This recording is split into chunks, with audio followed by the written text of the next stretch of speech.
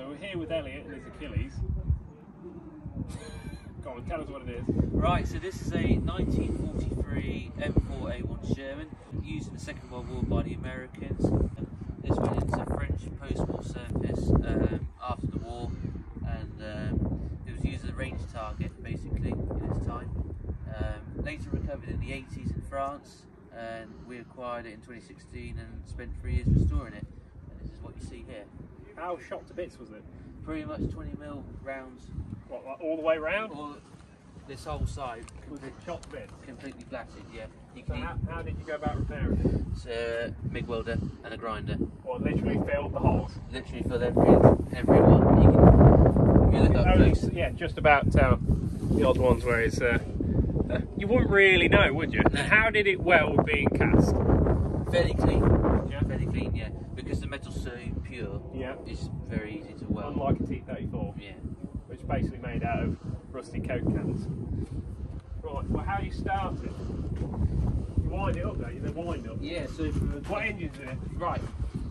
You've got a 9-cylinder radial engine, 16 litre or 975 cubic inches in size. How many horsepower? About 400 brake horsepower. Pretty good. And this will do 25 miles an hour basically in top gear. Fuel usage? One Roughly? One mpg. The Centurion then, by a country mile, by 3 actually. Well, so procedure when you're starting, because it's a radial, you don't just get it and crank it over, do you? No, so what we'll do is, for a cold start, you get the starting handle out, which is this thing here. You take this out, and there's a little hole in the hull here. What you do is you put that in there and line it up With the top of the starter, isn't it? with the starter motor. And what we're going to do is basically do 50 turns on this. We'll do one whole revolution of the engine, and basically what that'll do is we'll get any oil. So 50 turns is 1 revolution? Yeah, of the engine. That's a lot of turning for 1 revolution. So what that'll do is we'll get the oil out of the bottom of the cylinders. Basically, it stops the heads blowing off on the bottom for a hydraulic lock sort of thing. So we do 50 turns on this. And it's a lot of persistence doing this. Basically, it's clockwork.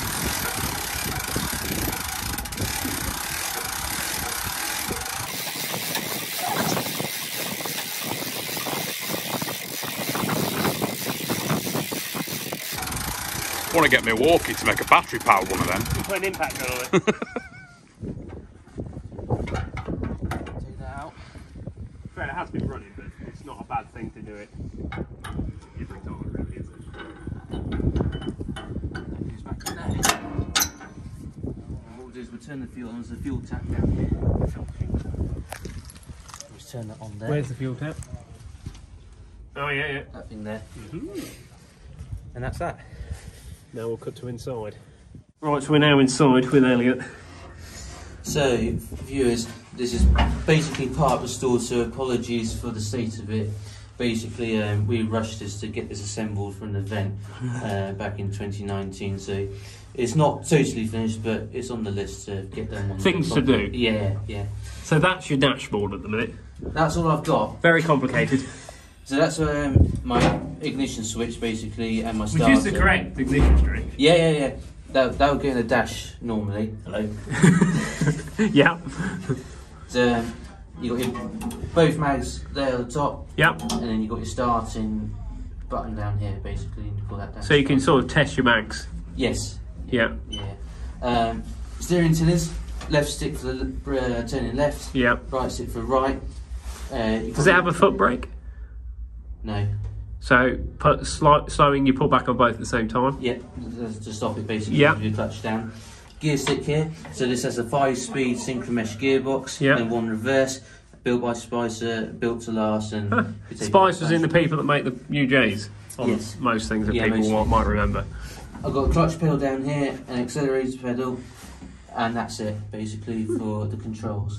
I take it that's engine oil pressure. Yes. A good thing to know. Yep. I'll just show everyone that we've got some spare Morris lubricants in the back. Yeah. This is the turret basket. The turret basket's done. Very nice. There's a lot of room in this. To be fair, I'm surprised how much room there is. Well, it's because there's a lot of things not in here. There is, obviously, but like it's quite big to start. You can actually rent this out as a glamping pod. You could, couldn't you? Yeah. Right. Okay. Well, let's do the starting procedure from the inside. Then. Right. Hell of a chair. Both mags on. Yeah. Make sure it's out of gear. We're going to crank it over and a couple of pumps on the accelerator pedal and to draw the fuel in, and it should just fire up like that. Here we go. Lovely. And you've got your prop shaft, your gearbox and the engine, and that's the driveline basically. Oil pressure Coming up now.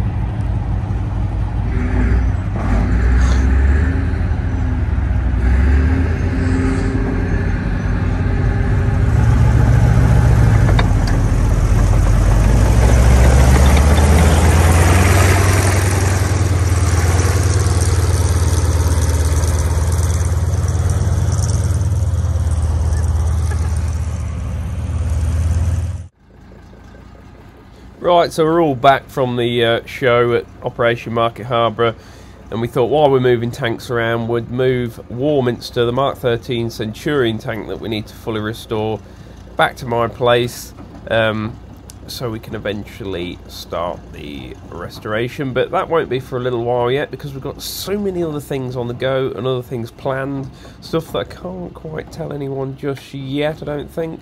There will be soon, some really exciting projects on the way, but obviously we need to finish the T34 first. We've got a few little jobs to do left on the Diamond T, but we are getting there, and then hopefully we can start this mystery project. But yeah, this is us unloading Warminster. The reason we call it Warminster is because it was a gate guard at Warminster Camp, so that just seemed the sensible thing to call it. Also, me and Mark are trying to get the Scania through the MOT. We did take it last Friday and it failed 4% out on secondary brakes and exhaust leaks, so I've bodged the exhaust up and put brand new brake chambers at great expense on the rear axles. Look at these scabby old things, and hopefully it'll pass now. We're just fitting the last two. The other Centurions all back. They both need bits and pieces doing to them. And there's Warminster looking good in the sun. Got the Mark 5 Chieftain tank that's got to go to the States. It was supposed to go this month, but now it isn't. That's a bit annoying, but can't do anything about that. We've got concrete tucked away in the back there, so plenty to be getting on with there. But obviously now we're back. The primary job is to crack on with the T34. At the same time, we've even got Charlie in today working on the Diamond T, so we're trying to get these two projects finished and out of the way. The inside of the T34 is now all needle gunned and pretty much ready for paint and primer. We're going to paint the inside, make it all nice, and then we can fit the engine. Obviously I still need to run the engine that I've got up, but yeah, hopefully we can be making more videos on this very soon. Now we're all back from the shows, and obviously finish the Diamond T, which would be nice.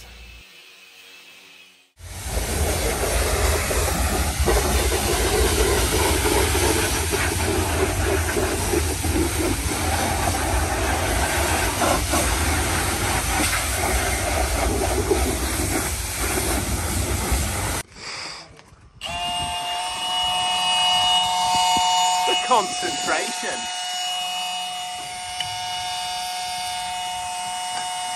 Good drill bits there, I'll let everyone's blunted. Yeah.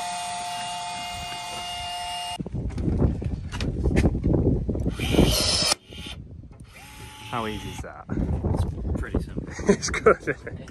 It's pretty effortless, not gonna lie.